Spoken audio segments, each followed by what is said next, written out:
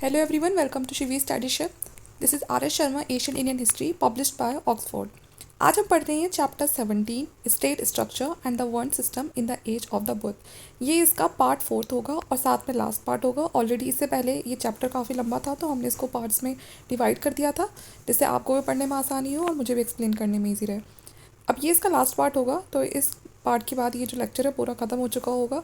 अगर आपको वो सारे पार्ट देखने हैं तो नीचे आपको प्लेलिस्ट का लिंक मिल जाएगा, वहाँ जाके आप हमारे सभी पार्ट्स को देख के इस चैप्टर की क्लियरिटी ले सकते हैं। ठीक है, तो चलिए अपने चैप्टर को स्टार्ट करते हैं। चैप्टर बहुत इंपॉर्टेंट है, चाहे आप किसी कॉम्पिटिटिव एग्जाम की तैयारी कर रहे हैं या आप अपने नॉलेज के लिए भी पढ़ रहे हैं, तब भी आपको ये सब चीज़ें पता होनी चाहिए कि हमारे इतिहास में किस तरह की जो चीज़ें थी, किस तरह से जो एडमिनिस्ट्रेटिव सिस्टम था वो काम करता था। तो चलिए स्टार्ट करते हैं लेक्चर को। तो स्टार्ट करते हैं हमारा टॉपिक। इससे पहले हमने एडमिनिस्ट्रेटिव सिस्टम के बारे में पढ़ा था, टैक्स पॉलिसी देखी थी उनकी। अब बात करेंगे हम कि रिपब्लिकन सिस्टम जो था वो किस तरह का था। तो republican system of government existed either in the Indus basin or in the foothills of the Himalayas in the eastern UP and Bihar. देखिए उस टाइम पर भी जो रिपब्लिकन सिस्टम ऑफ गवर्नमेंट थी वो एग्जिस्ट करती थी, और वो कहाँ पर एग्जिस्ट करती थी, या तो जो इंडस के आसपास वाला एरिया है वहाँ पर, या जो हिमालय के फुट हिल्स हैं ईस्टर्न यूपी और बिहार में। उस समय उस टाइम पर भी वहाँ जो रिपब्लिक का सिस्टम है वो एग्जिस्ट करता था। The republics in the Indus basin may have been the remnant of the Vedic tribe. ये जो रिपब्लिक का सिस्टम को फॉलो करने वाले जो ट्राइब्स थी वहाँ पर, ये कुछ और नहीं बल्कि जो वैदिक ट्राइब्स थी। ठीक है, उन्हीं के जो रेमिनेंट्स थे वही आगे चल के इस चीज़ को फॉलो कर रहे थे।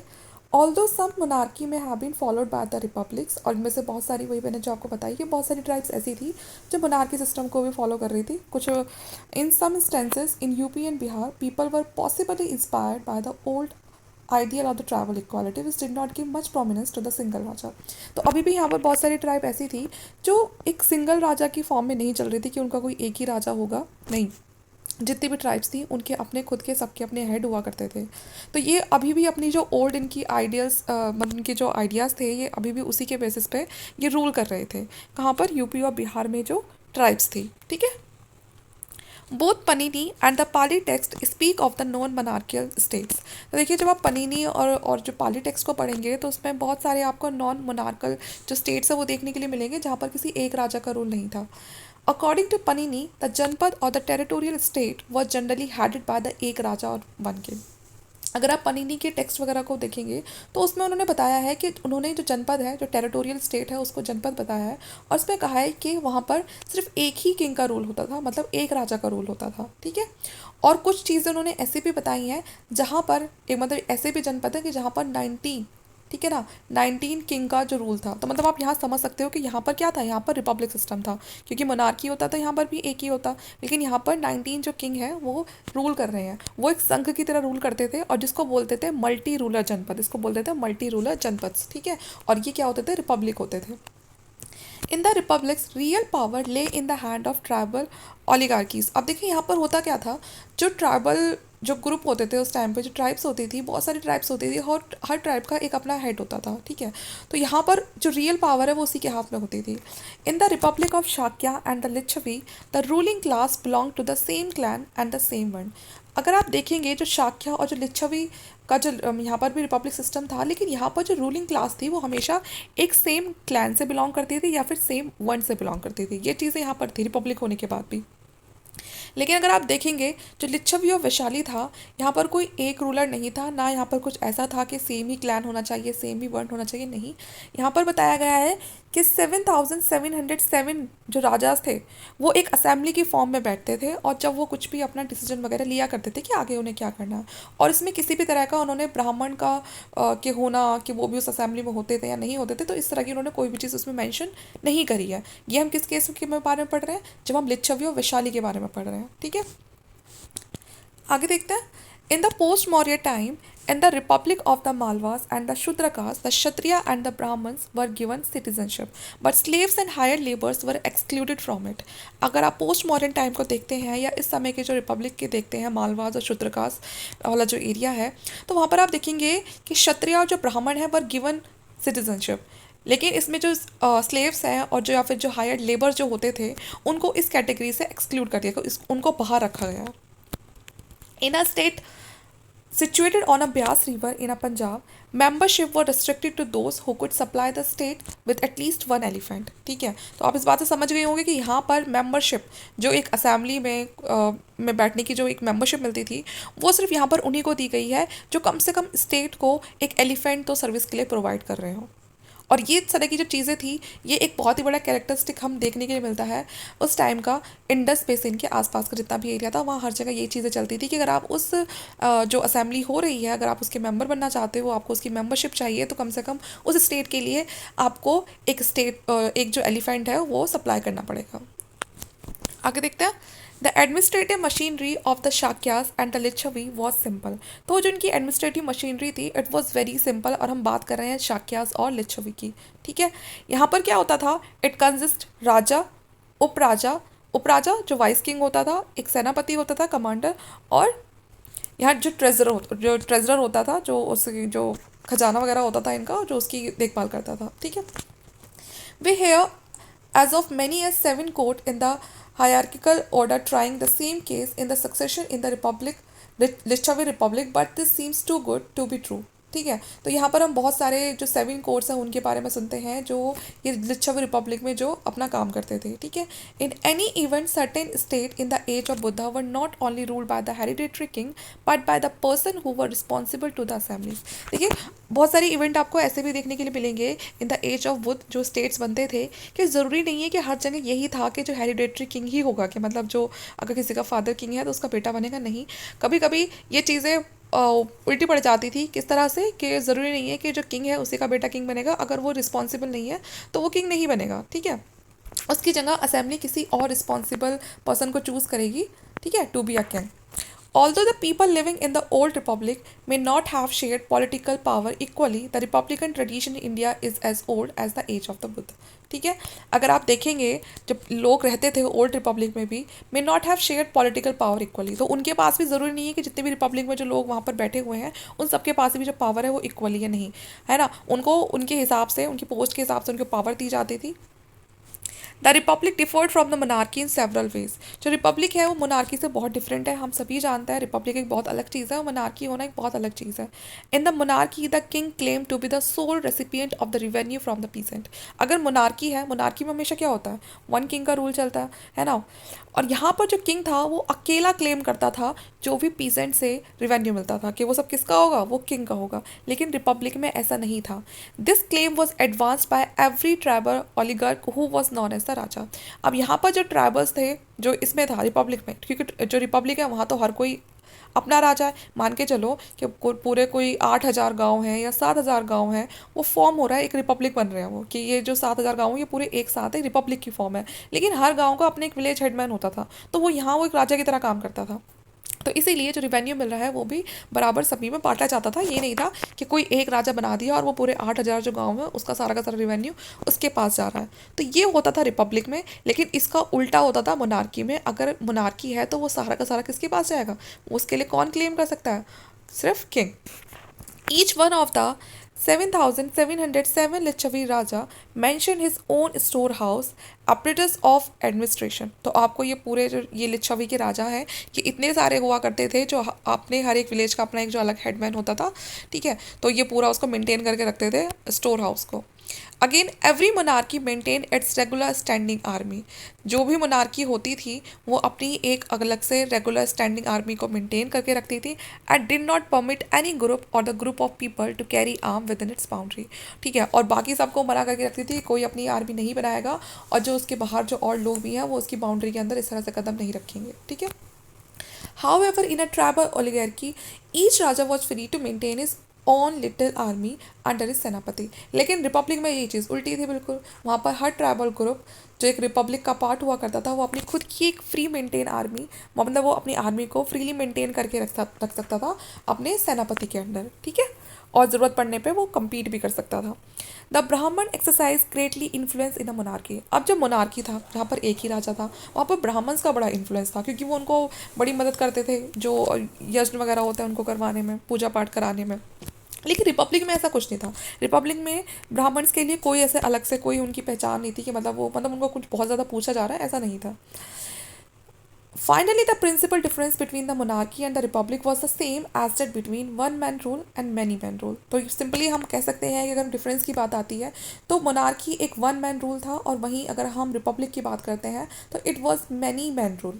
The republic function under the leadership of oligarchic assembly but the monarchy under the leadership of individual. तो वही है, जो रिपब्लिक है वो फंक्शन करता था लीडरशिप में, कि मतलब असेंबलीज होती थी, असेंबलीज में बहुत सारे राजा बैठते थे और तब वो कोई फैसला लिया करते थे. इसे बोलते थे रिपब्लिक. जो रिपब्लिक है वो इस तरह से फंक्शन परफॉर्म करता था. लेकिन मोनार्की में सिर्फ एक ही इंडिविजुअल होता था जो अपने आप को किंग बताता था और उसी की लीडरशिप में सबको काम करना पड़ता था. The Republican tradition become fable from the Maurya period. अब धीरे धीरे जो रिपब्लिक का ट्रेडिशन था ये मौर्य के पीरियड तक आते आते पूरी तरह से क्या होने लगता है, खत्म होने लगता है. Even in the pre Maurya time monarchy for stronger and the more common. यहाँ तक कि जब प्री मौर्य का जो टाइम होता है उसमें भी जो मोनार्की होती है वो बहुत ज़्यादा स्ट्रांग हो चुकी होती है और बहुत कॉमन हो चुकी होती है. अब जो रिपब्लिक है वो धीरे धीरे खत्म होता जा रहा है. Naturally ancient thinkers looked upon kingship as the commonest and most important form of government. तो जो एशियन थिंकर है वो बताते हैं कि इस टाइम तक जो किंगशिप थी वो बहुत ज़्यादा कॉमन हो चुका था और वही उनके लिए अब इम्पॉर्टेंट फॉर्म ऑफ गवर्नमेंट बन चुकी थी, जैसा कि उस टाइम पे जो उस स्टेट का किंग होता था. To them the state, the government and the kingship mean the same thing. उस समय स्टेट, गवर्नमेंट और किंगशिप सब सेम थिंग थी क्योंकि उसको कंट्रोल करने वाला एक ही होता था. As the state was well establish in the age of Buddha, thinker began to speculate about this possible origin. तो अब ये चीज़ तो जो थिंकर्स है उन्होंने बहुत अच्छे से बता दी है कि यहाँ पर किंगशिप बहुत अच्छे से स्टैब्लिश हो चुकी है, इंडिविजुअल रूल आ चुका है, रिपब्लिक सिस्टम खत्म हो चुका है. लेकिन अगर हम बात करें इसके ओरिजिन की कि किस तरह से इसका जो ओरिजिन है वो स्टार्ट हुआ, तो इस तरह से किसी के पास भी कोई भी एक हम कहेंगे सटीक इसका जो आंसर है वो नहीं है. The Digha Nikaya, one of the oldest Buddhist texts in Pali, point out that the early stage human being lived happily. तो यहाँ पर जो दिग्या निकाया एक सबसे पुराना जो ओल्डेस्ट बुद्धिस्ट टेक्स्ट है जो पाली लैंग्वेज में लिखा हुआ है, ये आप याद रखना. ये उसमें डायरेक्टली क्वेश्चन बनता है कि जो दिग्या निकाया है वो किसका टेक्स्ट है, तो वो एक बुद्धिस्ट टेक्स्ट है और कौन सी लैंग्वेज में लिखा हुआ है, तो वो पाली में लिखा हुआ है. तो यहाँ पर इसमें बताया गया है कि जो ह्यूमन बींग थे शुरुआत में वो बड़े हैप्पी रहते थे. Gradually they began to own private property. अब धीरे धीरे उनका मन में वो क्या करने लगता है, अपनी प्राइवेट प्रॉपर्टी बनाने लगता है. ये मतलब एक जगह का इस्टेब्लिश हो गए, वो रहने लग गए, उनका वहाँ पर मन लग गया, तो अब उन्होंने उसको अपनी ही प्रॉपर्टी मान लिया. अब धीरे धीरे उन्होंने अपना यहाँ पर घर बना लिया, उनकी वाइफ, ठीक है. And this led to quarrel over property and women. अब यहाँ पर धीरे धीरे फिर क्या लगा, प्रॉपर्टी और वुमेन के ऊपर क्या होने लगा, झगड़े होने लगे. In order to put an end to such an quarrels they elected a chief. अब इन झगड़ों को मिटाने के लिए उन्होंने एक चीफ को इलेक्ट करना शुरू कर दिया जो उनके यहाँ लॉ और ऑर्डर को मेंटेन करके रखने लगा और लोगों को प्रोटेक्ट करने लगा. अब वो जो चीफ है वो ऐसे फ्री हो गए तो उनको प्रोटेक्ट करेगा नहीं, तो उसको भी रिटर्न में कुछ ना कुछ चाहिए होगा. तो अपने प्रोटेक्शन के रिटर्न में वो जो लोग थे वो अपने चीफ को प्रॉमिस करते थे कि वो जो भी पैडी लगाते हैं वो क्या करेंगे, उसका कुछ पार्ट उस चीफ को दे देंगे. और इस तरह से जो चीफ है वो बहुत जल्दी क्या बन गया, फिर अब उसे कौन सी वाली पावर्स मिली शुरू है, वो किंग. अब वो किंग की तरह काम करने लग गया. And how is the kingship और द स्टेट ओरिजिनेटेड. और इस तरह से जो किंगशिप है वो ओरिजिनेट हुई.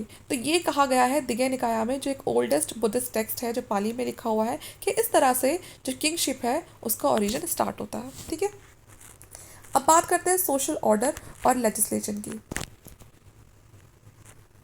The Indian legal and judicial system originated in this period. अब धीरे धीरे देखिए, अब यहाँ पर किंगशिप स्टैब्लिश हुई है, अब लड़ाई झगड़े तो होंगे, उसके लिए कुछ लीगल एक्शन भी लेने पड़ेंगे, एक जुडिशियल सिस्टम भी बैठाना पड़ेगा.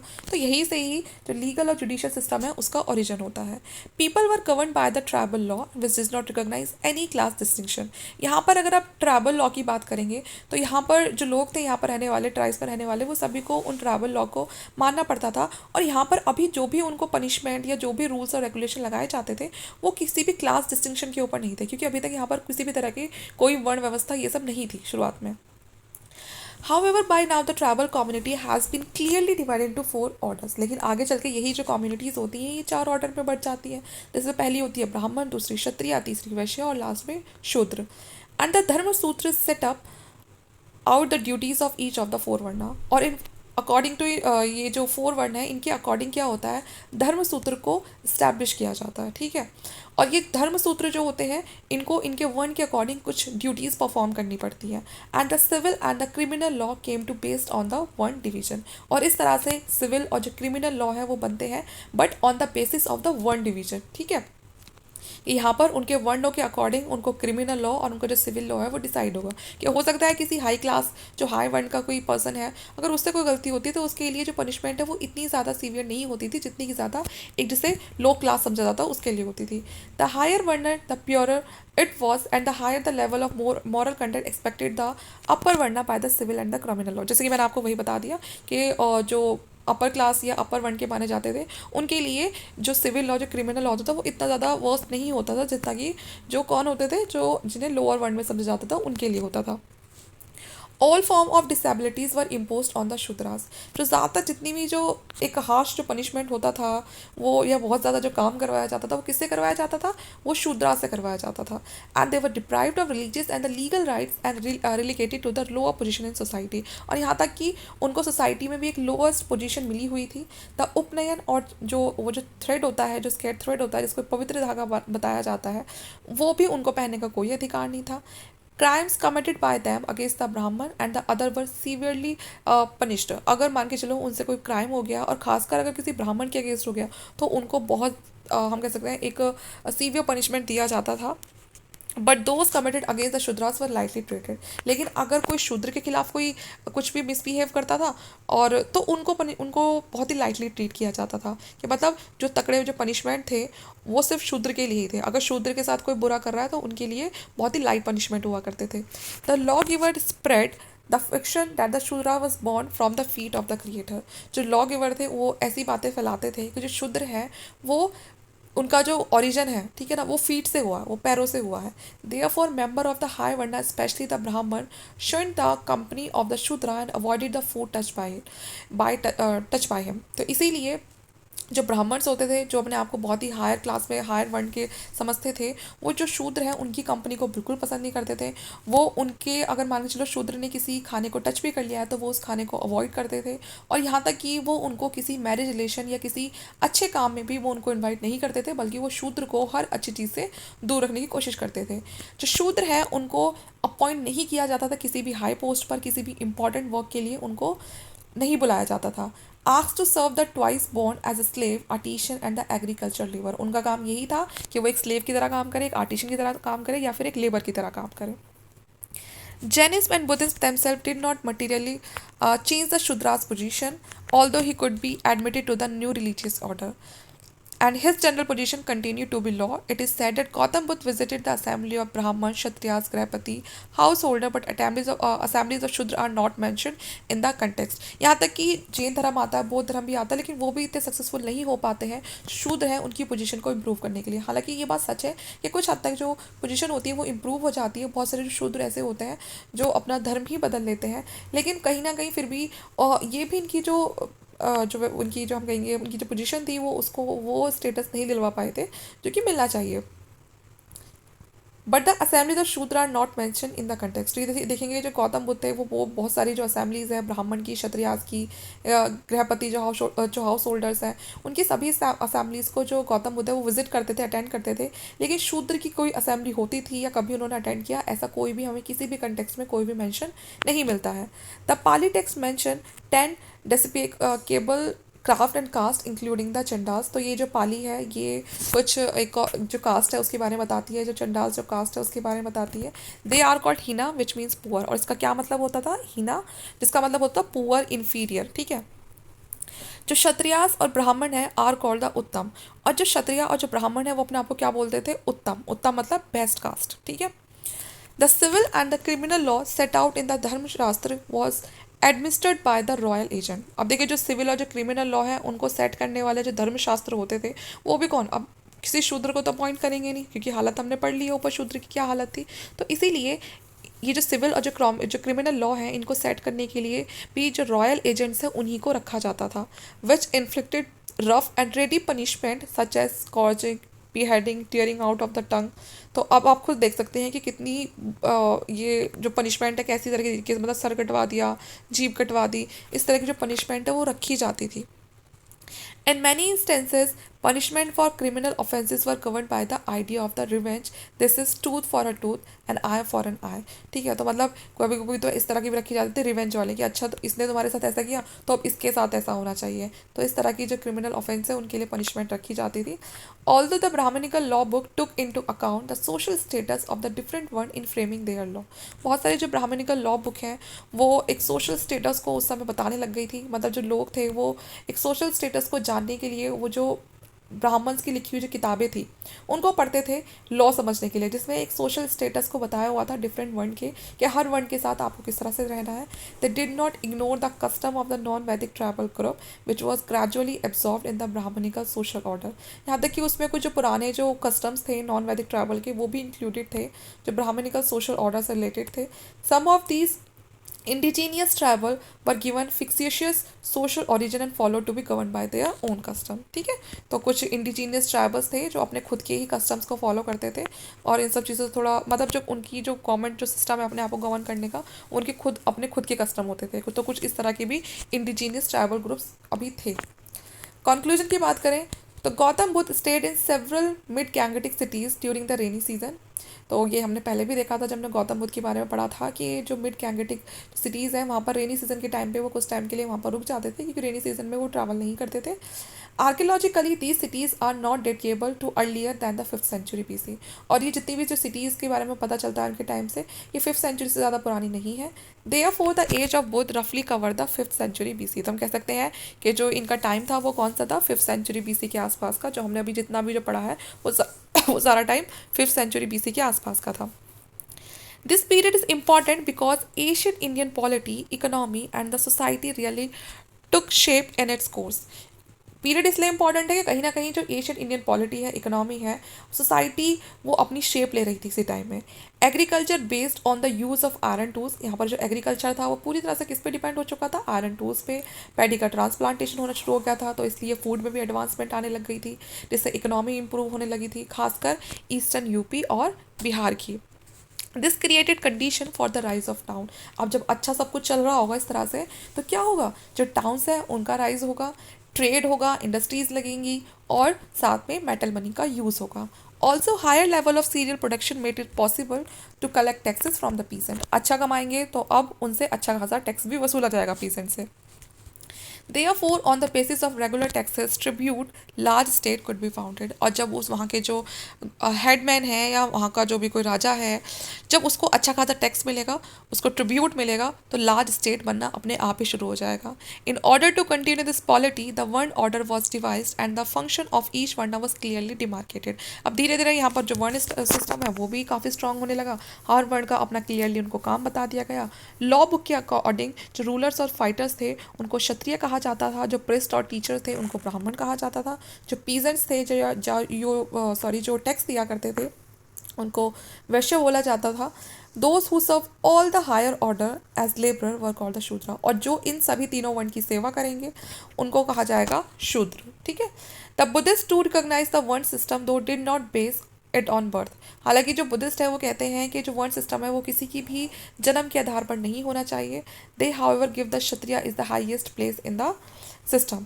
और यहाँ पर वो क्या बोलते थे कि जो क्षत्रियास है उनको अगर रखना है तो उनको रखो आप सिस्टम में सबसे हायर प्लेस पर, क्योंकि वो क्या करते हैं वो लोगों का प्रोटेक्शन करते हैं और उनको मतलब प्रोटेक्ट करते हैं, उनकी जान बचाते हैं। तो इस तरह से उन्होंने कहा कि अगर हाईएस्ट ऑर्डर पर रखना है तो उसको रखो। लेकिन यहाँ पर जो ब्राह्मण्स थे वो चाहते थे कि वो हायर वर्ण में रहे। तो यहाँ कहीं ना कहीं इन दोनों ही वर्ण के बीच में थोड़ा क्लैश देखने के लिए मिलता है और यही कहीं ना कहीं रीज़न बनता है जो दूसरे रिलीजियस ऑर्डर सामने आते हैं। ठीक है, तो नीचे ये क्रोनोलॉजी दी हुई है इस चैप्टर की, आप चाहे तो उसको पढ़ सकते हैं, इससे आपको समझ आ जाएगा चीज़ें किस तरह से एक टाइमिंग के साथ चली है। तो यहाँ पर ही हमारा चैप्टर खत्म हो जाता है। अब हम मिलेंगे नेक्स्ट चैप्टर में। नेक्स्ट चैप्टर होगा हमारा मौर्यन एज। ठीक है, तो वीडियो आपको कैसी लगी वो हमें कॉमेंट करके ज़रूर बताइएगा। अच्छा लगे तो प्लीज़ लाइक करना, चैनल को सब्सक्राइब कर लेना। Thank you.